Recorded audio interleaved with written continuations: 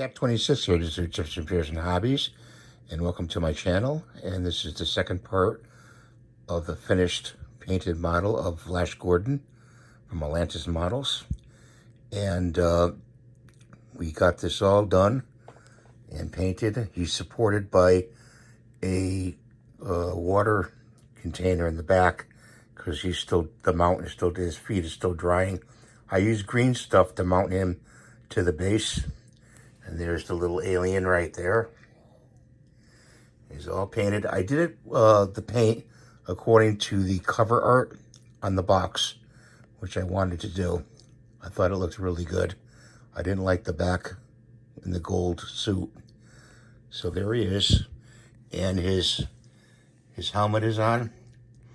Okay, his space helmet. And I'll show you in the next part how I mounted that. Okay. What I want to show you here is this one half of the helmet and the other half of the helmet. What you're going to do is you're going to put glue on this leading edge at the bottom here, right here, okay, at the bottom.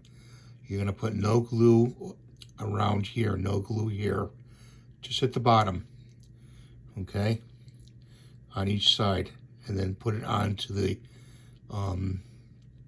top here, okay, around there. You may want to pre-fit it, dry fit it before you put it on. See how it fits, and then apply the glue.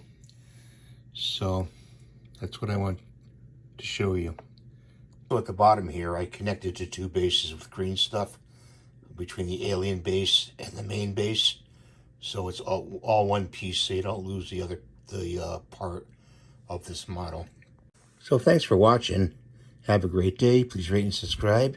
Give me the thumbs up. And we'll see you in the next video. Bye for now.